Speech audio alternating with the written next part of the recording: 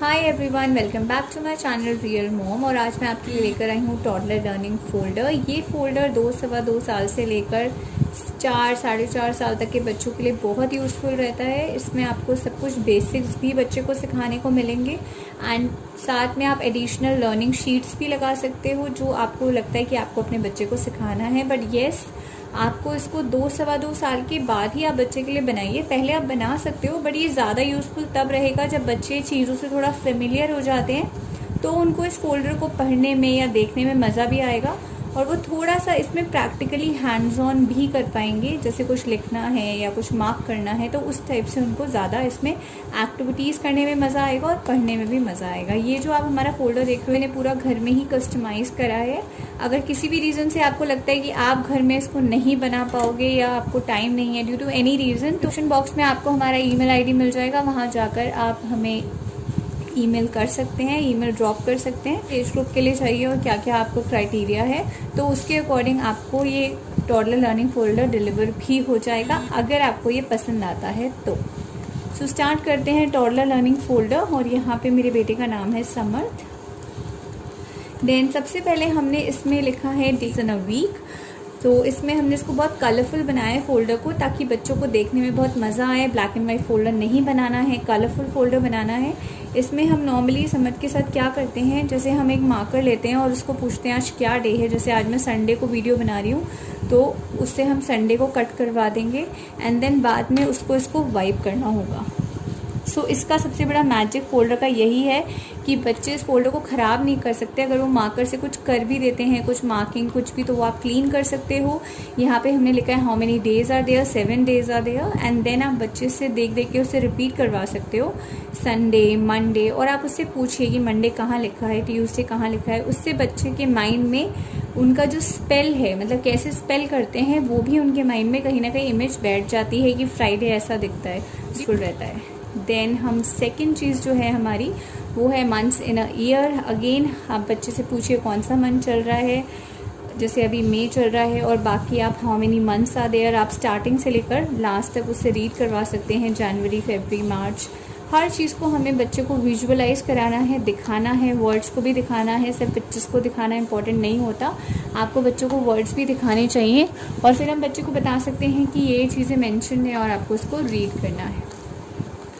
उसके बाद मैंने यहाँ छोटा सा कैलेंडर टाइप शीट बना दी है जिसमें मैं समर से डेट पूछती हूँ। जैसा 31 है तो उसको डेट को सर्कल करना होता है, देन हम इसको वाइप ऑफ कर देते हैं।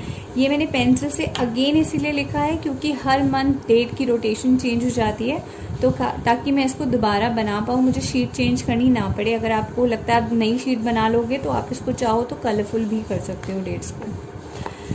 Okay, so next are seasons. कौन सा सीज़न चल रहा है, समर, विंटर, स्प्रिंग, और ये सब मैंने घर में ही ड्राइंग करी है। आप चाहो तो प्रिंट आउट भी निकाल सकते हो, बट मेरे को कलर प्रिंट आउट्स अवेलेबल नहीं थे अभी ईजिली, इसलिए मैंने सब घर में ड्रॉ करा है। इसमें बच्चे को पिक्चर देख के ज़्यादा समझ में आएगा, पूरा पता चल रहा है कि विंटर में कोल्ड है, सब कुछ बहुत ठंडा है, स्नोमैन एंड ऑल दैट। और इसमें समर, स्प्रिंग में हमने फ्लावर्स बना दी हैं एंड फॉल में लीव्स आर फॉलिंग। उसके बाद हमारी जो फर्स्ट एक्टिविटी है और नॉलेज और लर्निंग भी है कि what's your name. So my name is Samarth Bansal, I am 3 year old। And यहाँ पे हमने शीट जो ये प्रिंट निकाला है इसमें ये भी लिखा हुआ है कि आई एम अ बॉय। सो अब मैंने इसमें कुछ मैनिपुलेटिव्स डाले हुए हैं। ये भी मैनिपुलेटिव्स हमने कटिंग करके बनाए हैं। तो इसमें बच्चे को अपने नाम की स्पेलिंग बनानी है, SAMARTH,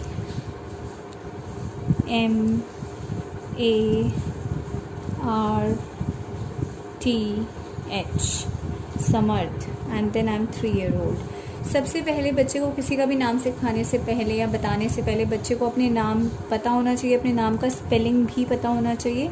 सो ऑब्वियसली क्योंकि पहले आपको अपने बारे में ज़रूर नॉलेज होनी चाहिए, तो इसलिए आप बच्चे को ऐसे कटआउट्स दे सकते हैं और वो अपने नाम की स्पेलिंग मैच करेंगे और उनको धीरे धीरे क्या होगा ना, स्पेलिंग्स वगैरह मेमोराइज होनी शुरू हो जाएंगी। तो अब हम इसको यहीं पे स्टोर कर सकते हैं और यहाँ पे हमने क्यूट सा पिक्चर डाल दिया जो बच्चों को बहुत अट्रैक्ट करेगा। तो हमें इसको कहीं और बाहर नहीं रखना है मैनिपुलेटिव्स को, ये हमारे ईजिली यहाँ रह सकते हैं। ओके, सो द इमोशंस, आपका मूड कैसा है बच्चे से पूछ सकते हो आप, happy, sad, angry, scared, sleepy, surprised, बच्चे का मूड कैसा है, इस टाइप से भी पूछ सकते हो, या उससे अगर आपको अलग अलग पूछना है कौन कौन से इमोशंस हैं तो वो भी पूछ सकते हो। इससे बच्चों को इमोशंस भी याद होते हैं एंड उनको थोड़ा बहुत ड्राइंग करना भी आ जाता है, क्योंकि सिंपल ड्राइंग्स होती हैं, आइज़, नोज़ और माउथ बनाना है, तो आप चाहो तो इसी पे ट्रेस करा सकते हो। हमारे वाइप एंड क्लीन फोल्डर का यही बेनिफिट है।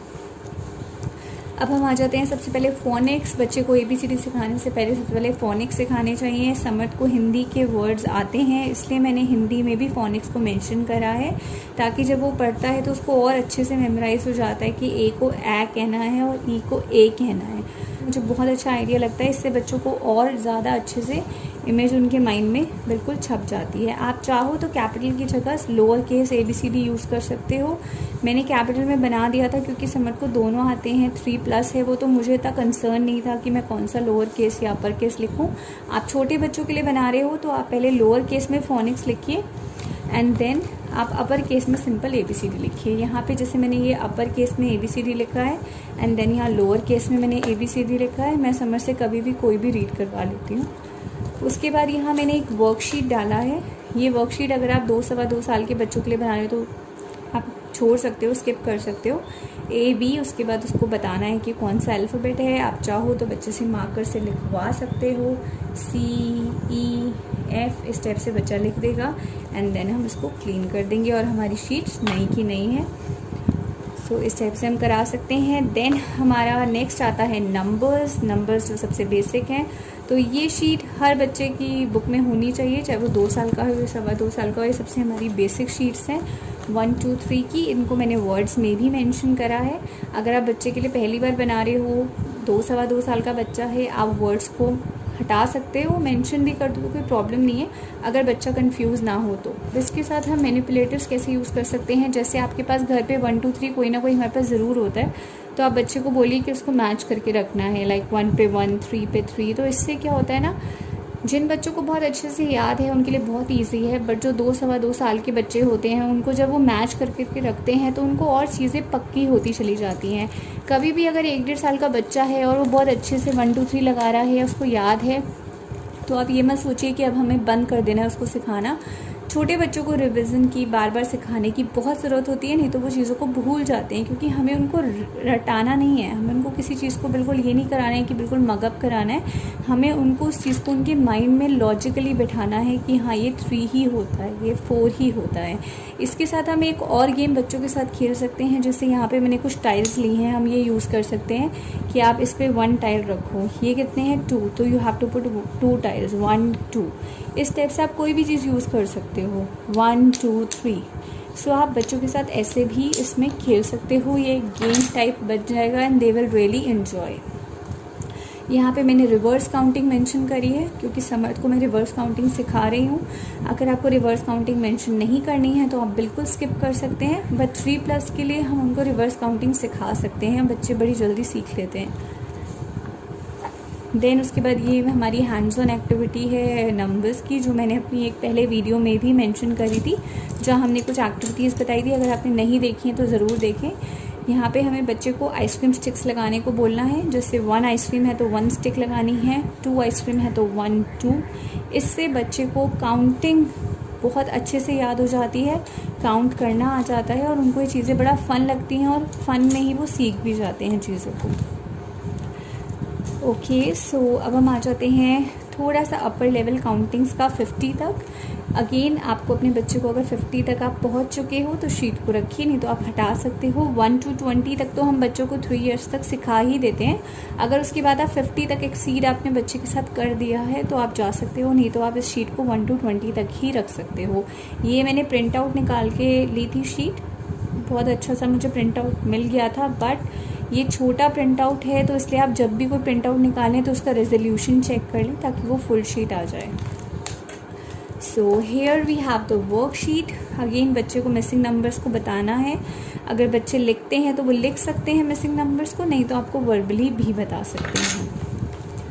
देन यहाँ पे मैंने कुछ वर्कशीट्स डाली हुई हैं लिखने की, वो मैंने सोचा था हटा दूँ बट मैंने नहीं हटाई हैं क्योंकि हो सकता है आपके लिए यूज़फुल रहें। यहाँ पे मैंने बीच में एक ट्रेसिंग डाल दी है बड़े बड़े नंबर्स की, जैसे 1 है तो बच्चों को 1 लिखना है, 2 के डॉट्स बने हुए हैं तो उसको 2 लिखना है। इस टाइप से बच्चा ट्रेसिंग कर सकता है और उनको पता होता है वाइप ऑफ हो जाएगा तो बच्चों को थोड़ा सा बड़ा इंटरेस्टिंग सा लगता है, उनका इंटरेस्ट आ जाता है इसमें। सो अब जैसे यहाँ पे हमारा 10 है, तो क्योंकि बच्चों को रहता है कि हम लिखेंगे तो हमें वाइप ऑफ करने को मिलेगा, ये भी एक बहुत बड़ा रीज़न होता है। और सबसे पहले जब भी हम बच्चों को राइटिंग सिखाते हैं तो बहुत बड़े लेटर्स या नंबर्स में सिखाना चाहिए। इस पर भी मैं एक वीडियो बनाऊंगी, बट यहाँ पे जो शीट मैंने डाला है तो इसलिए आपको थोड़ा सा आइडिया दे रही हूँ कि आप बच्चों को बड़े नंबर्स के साथ ही लिखना सिखाएं। नंबर्स मार्कर है, कोई टेंशन नहीं है, जब वो ऐसे ऐसे खुद ही कर दे तो हम वाइप ऑफ कर सकते हैं। बच्चे को कई बार ऐसा भी होता है कि वो सारे नंबर्स में से कोई एक ही नंबर लिखना पसंद करते हैं, तो आप उसमें भी कोई ऑब्जेक्शन ना करें, बच्चे को लिखने दें।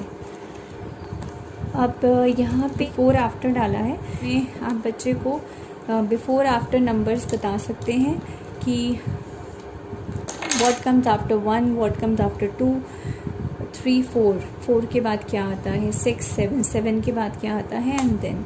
सो इस टाइप से बच्चे को नंबर फिल करने हैं। अगर बच्चे लिखते हैं तो लिख सकते हैं, नहीं तो वर्बली बता दें। और मैंने नीचे बहुत सारी फ़ोटोज़ बनाई हैं ताकि बहुत अट्रैक्टिव लगे। यहाँ पे मैंने स्पाइडर्स और एंट्स वगैरह बना दिए हैं। तो चीज़ों को हमें बहुत कलरफुल रखना है। जिस कार्टून या करेक्टर में बच्चे का इंटरेस्ट है आप वो ड्रॉ कर सकते हो छोटे छोटे, ताकि बच्चों को और इंटरेस्ट आ जाता है। ये ट्रेसिंग मैंने स्मॉल बनाई हुई है, यहाँ पे बच्चों को स्मॉल में लिखना है। ये भी एक डिफरेंस होता है, जब बच्चे बड़े नंबर्स को क्लियर लिखने लग जाएं तो आपको साइज़ छोटे करते जाना है, क्योंकि मतलब छोटा लिखने का कंट्रोल और बड़े लिखने में बहुत फ़र्क होता है। पहली वर्कशीट में मैं भूल गई थी, सेकंड वर्कशीट में मैंने 0 भी नंबर मेंशन करा है। बच्चों को आप 0 नंबर भी अलग से हमेशा बताइए कि 0 इज़ अ सेपरेट नंबर। 10 से पहले बच्चों को 0 बताना बहुत ज़रूरी है। वैसे पजल्स में आता है 0, बट बच्चों को भी आप बताइए। ऐसा ना हो बच्चों को लगे कि 0 जो है इन्हीं 10, 20 के साथ ही जुड़ता है। बच्चों को पता होना चाहिए कि 0 एक अपने आप में एक अलग नंबर है। उसके बाद हमने यहाँ एक एक्टिविटी बनाई है। समर्थ को हम 50 तक जैसे मैं काउंटिंग्स याद करा रही हूँ, तो उसको और थोरो कराने के लिए मैंने एक ये आइडिया लगाया। मैंने यहाँ बर्ड्स, स्पाइडर्स, एंड्स, कैटरपिलर की इमेजेस बनाई हैं, और जैसे मैनिपुलेटिव्स हैं तो वो मैं समर्थ को यूज़ करके नंबर बनाने को बोलती हूँ। जैसे यहाँ 31 है तो 3 and 1, 31। सो उसको इस टाइप से नंबर्स बिल्ड करने होते हैं, तो उसमें उसको बहुत मज़ा आता है और उसको अच्छा भी लगता है नंबर्स बिल्ड करना। जैसे यहाँ 43 है तो 4 एंड हमारा 3 यहाँ आ जाएगा तो इट बिकम्स 43। तो इस टाइप से बच्चों को जब वो खुद बनाते हैं और फिर नंबर को बोलते हैं तो नंबर उनके दिमाग से कभी नहीं हटेगा। उन्हें हमेशा याद रहेगा कि दिस इज़ 43। और एक बार जब उन्हें रिदम समझ में आ जाएगा कि जो 4 वाले हैं वो 40 वाले हैं, जो 3 वाले हैं वो 30 है, तो आगे उन्हें सिर्फ सिंगल डिजिट को जोड़ना है and it becomes very easy.